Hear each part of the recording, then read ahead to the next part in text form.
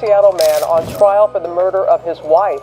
More than 7 years after her death, the victim's family is hoping they will finally get justice.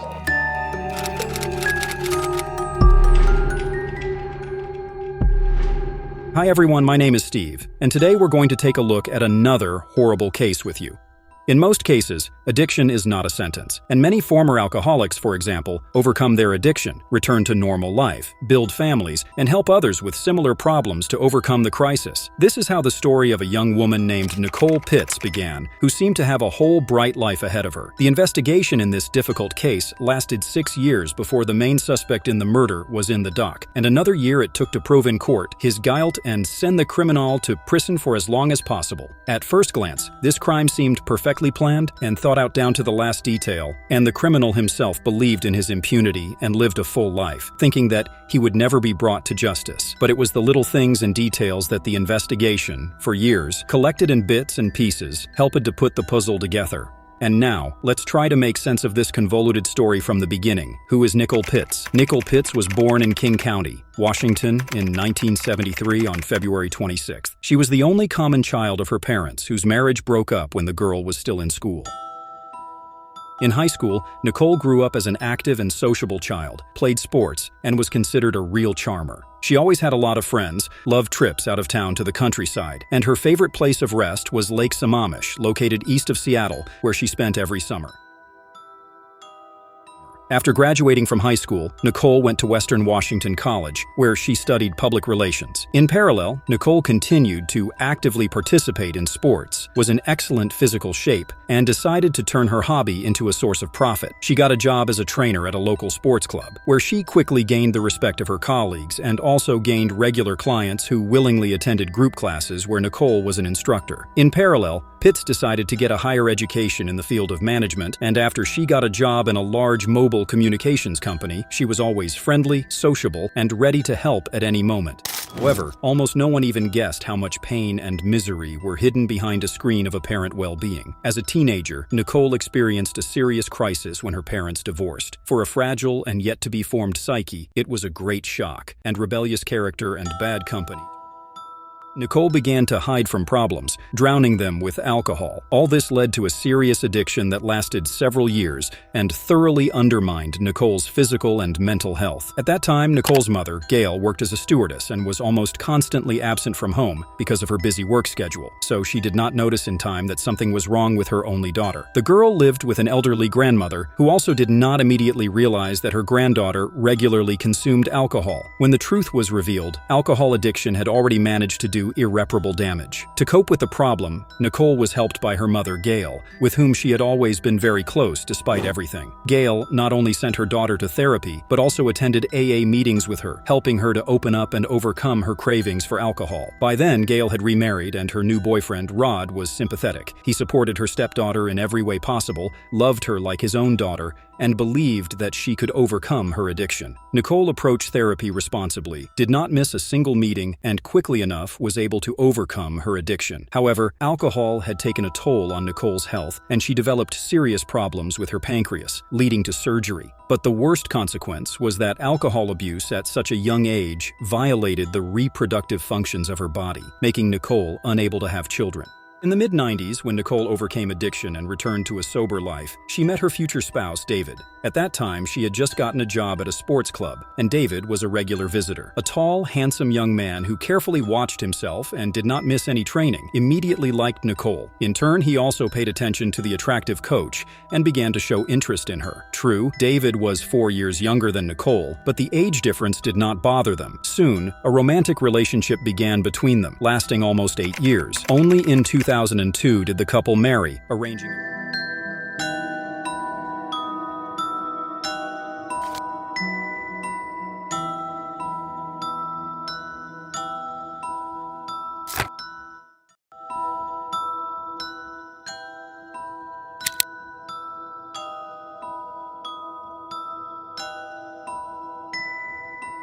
arranging a beautiful but modest wedding ceremony in Hawaii, to which only the closest people were invited. After the wedding, the newlyweds settled in the quiet town of Linwood in Washington state, where they bought their own house and gradually settled down. Nicole was a very sociable and friendly young woman, quickly making friends and developing good relationships with all the neighbors. She adored animals and had several dogs since she could not have children. She gave all her unspent maternal love to her pets. According to neighbors' memories, David and Nicole looked like the perfect married couple, practically inseparable, often walking their dogs together and just glowing with happiness. Nicole loved to cook, and she was very good at it. She pampered her spouse with delicious home-cooked food and also liked to surprise guests who came to their house with her culinary skills. In 2006, just a few days before her 33rd birthday, Nicole mysteriously disappeared. On that day, she did not come to the meeting of the AA Society, where she was the leader and inspirer of the group. Since this had never happened before, other members of the group thought she had snapped after almost 9 years of sobriety. Nicole also didn't show up for work that day, worrying her co-workers. In the evening, the alarm was sounded by Gail, who couldn't contact her daughter all day, which had never happened before. She called David to find out what had happened, but her son-in-law replied that he couldn't reach his spouse either. According to him, he and Nicole had a bit of a fight the day before, so when he tried to call her the next day and she didn't answer, he assumed that Nicole was still mad at him.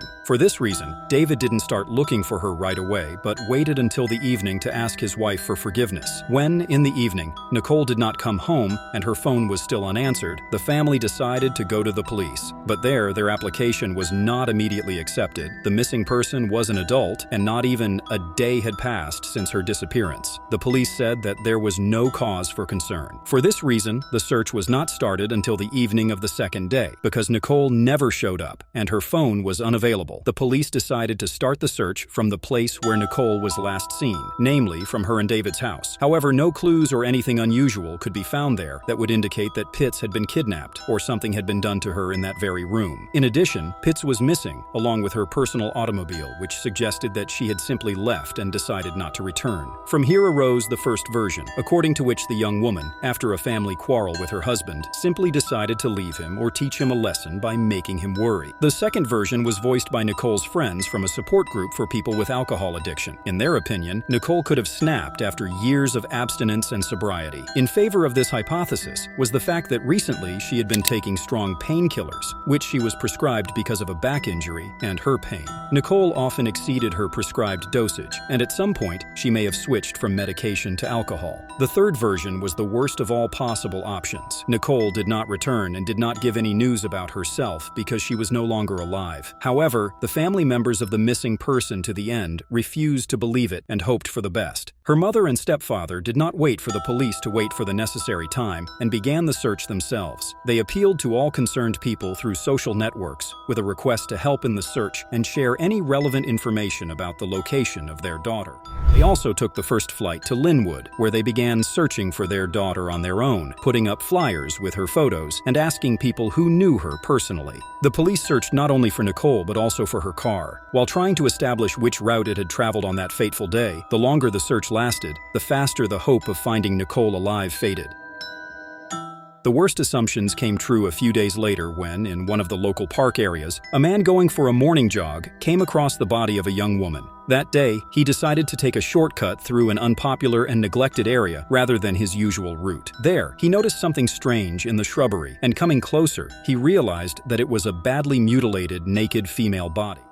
Information about the terrible find was immediately transferred to the police, and the criminalists who arrived on the scene suggested that the crime may have involved violence because the body of a young woman had no clothes. There was no doubt that it was a murder, and judging by the number of bruises, abrasions, and bruises, the victim had been severely beaten beforehand. The cause of death was asphyxiation. Nicole was strangled with her bare hands. It was a truly gruesome picture. As the car of the victim was still not found, investigators assumed that the main motive of the crime was theft. But the attacker decided to eliminate a witness, and since it was a young woman, she may also have been abused. The police immediately assumed that the body found belonged to Nicole Pittz, who had disappeared a few days ago and was being searched for all over the city, but she had yet to be identified by her family. When Gail saw her daughter's body in the morgue, she lost her senses. The mother needed medical help. Her husband Rod was also out of grief, but the reaction of the widowed spouse seemed a little strange. David did not look depressed at all, and his emotions were somewhat faked. However, then no one paid much attention to it because everyone experiences tragedy in his own way. While the search for the vehicle was underway, the police still believed that the car was the main target of the attack attacker, and the traces of the killer should be sought inside the car. Information about the missing car was placed in the media, with a request to anyone who sees the car to immediately report it to the hotline. The car was found only a couple of weeks later in one of the parking lots on the outskirts of the city. The unremarkable gray Volkswagen Polo was noticed by the guard on duty because the car had not been taken away for a long time. But the guard had no idea that it was involved in a murder case. The police immediately took the car for detailed examination and necessary expertise. It was assumed that it was here that they would be able to find evidence and important clues that would help trace the criminal and restore the picture of the crime. However, the investigators were completely disappointed. In the car, they could not find anything. There were no blood traces, signs of struggle, or signs that the car owner was taken somewhere by force. In the cabin, there were fingerprints and traces of DNA. Only Nicole herself, as well as her husband, who also occasionally used the vehicle. Nevertheless, the investigators were not in a hurry to return the car to David because they felt that the evidence was there. They just do not lie on the surface. The irrefutable fact remained only that the young woman was killed with particular cruelty, but the motive of the crime was completely unclear. The hijacking version now seemed untenable because the car was abandoned almost immediately, on the other side of the city, and there were no signs of struggle inside it. The second obvious motive was violence, but this assumption was not confirmed. Experts found that the deceased, at least a day before the crime, had no sexual contacts, neither voluntary nor forced. But in this case, the question remained open as to why she had no clothes on. The third version was some personal motive or acute, unpleasant feelings of the perpetrator towards the victim. In favor of this assumption, numerous injuries inflicted as if in a fit of rage. However, the kind and sociable Nicole, eager to help everyone around her, had no enemies or ill-wishers. This difficult case had all chances to remain unsolved because, after almost a year, the investigation has no new leads or directions for the search for the criminal. No one saw the code and who abandoned the car in the parking lot because the place itself was not crowded and there were no surveillance cameras in the area. But what was strange was that the person driving the car was much taller and larger than the victim, as evidenced by the position of the driver's seat. Suspicious was also the fact that the case was assigned the status of secrecy, and information about the course of the investigation, as well as about new facts and found evidence, was not disclosed even to the relatives of the victim. That is, the mother, stepfather, and husband, in fact, were in the dark. They received only fragmentary information, for example, that Nicole's bank card was used at a certain gas station in the country after her disappearance. The police requested the footage from the video cameras there, but what they saw on them remained a mystery. Nicole's parents, despairing that there were no results and their daughter's killer was still at large, decided to conduct an independent investigation on their own. To do this, they hired a private detective to gather all the information and verify some of their guesses, and announced a reward of $10,000 for those who provide any useful information on the subject. The reward was later increased to $35,000, but it still didn't help move the case forward. David only showed interest in the investigation for the first 6 months, but after that, he gradually withdrew, stopped communicating with his mother-in-law and father-in-law, and soon remarried and had an heir. For Gail, this news was a heavy blow because her daughter could not have children, and David constantly reproached his wife for this. The grief-stricken mother repeatedly suggested that the culprit could be her son-in-law, but many believed that in her speaks of resentment, and the police seemed not to consider such a version at all. An unexpected twist in the case came 6 years after the crime, revealing that David had been taken into custody as the prime suspect in the case. For most people who followed the investigation, such a turn was a complete surprise, but not for Nicole's family and friends, who,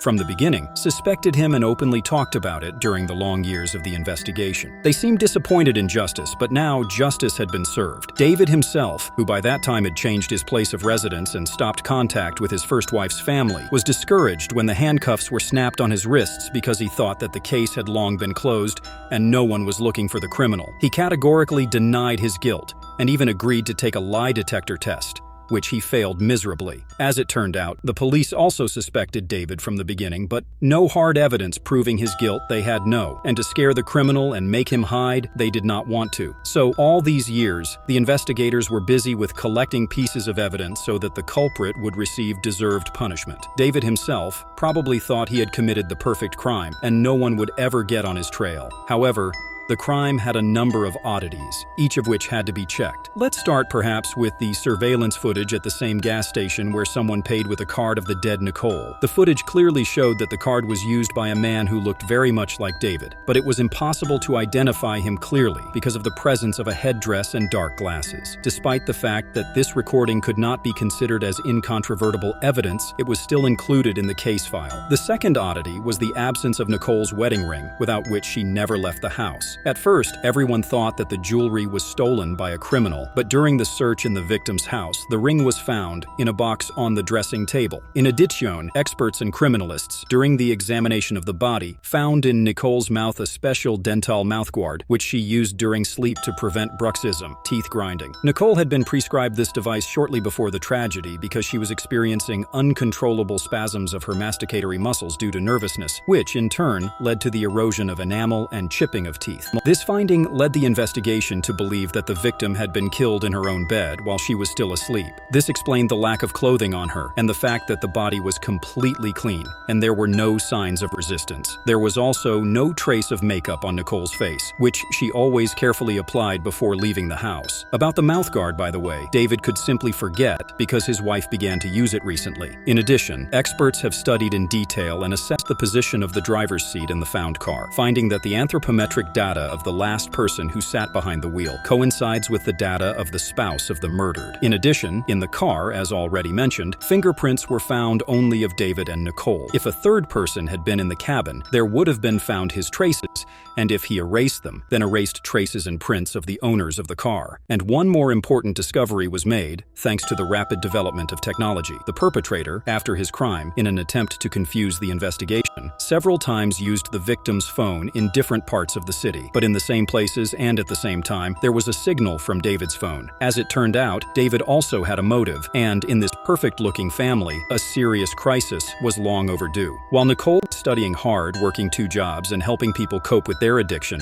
her husband led an idle lifestyle. He never held down a job for long, liked to spend time in bars and clubs, where he spent his wife's earnings on booze and other women. As a result, the family faced serious financial problems, which only worsened over time. Nicole tried to persuade her husband to take the mind, to give up partying, and start attending AA meetings, where he would help him cope with addiction. But in response, David only laughed, called his wife terribly boring and complex. It also turned out that David not only systematically cheated on his wife with various random mistresses, but also repeatedly offered her to join them. Nicole always responded with an emphatic refusal, and once her husband tried to get her drunk to force her to do it. Gail knew about all the horrors that were going on in her daughter's family and tried to convince her to leave her husband, but she did not want to do it because she loved him and hoped that David would change. And after Nicole's mysterious death, her husband rushed to get a large insurance payment and immediately started a new affair. As it turned out, a few months before the tragedy, David, who had not been faithful before, had an affair with a girl named Jane. He spent time with her in bars and clubs while his wife was busy working or studying. Shortly before Nicole's birthday,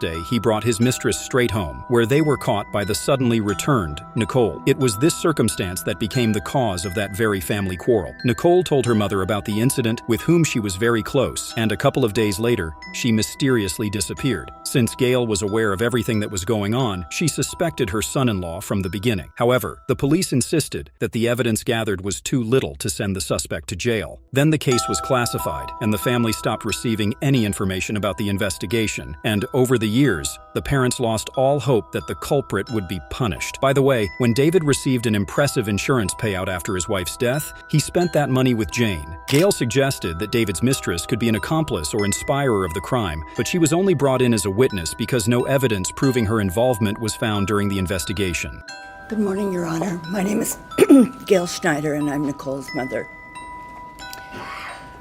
When David killed my daughter, he was playing God. The only person that can take a life is God himself. David appeared before the court in September 2013, but he continued to categorically deny his involvement in the tragedy. His defense lawyers initially insisted that all the evidence against their client was circumstantial and could not unequivocally prove his guilt. When it became apparent that there were too many incriminating factors, the defense changed tactics, trying to make David look like a victim. The story of pain pills that Nicole took after her back injury was brought up, and the lawyers also tried to convince the court that Nicole snapped and started drinking alcohol again, making her husband's life unbearable. But these claims were baseless, and everyone who knew Nicole confirmed this. And secondly, even if she had snapped, it would not have given David any right to kill his wife, and even with such cruelty. The guilt of the defendant was eventually fully proven, and for his crime, he received the maximum possible sentence provided by the law of the state in which the case was heard. David went to prison for 18 years. However, in 2025, he can count on parole after serving 2/3 of his sentence. So this is it for today's video. Thanks for watching, guys. Steve was with you. Don't forget to like, subscribe, and hit the bell icon for more videos like these. Until then, take care of yourself.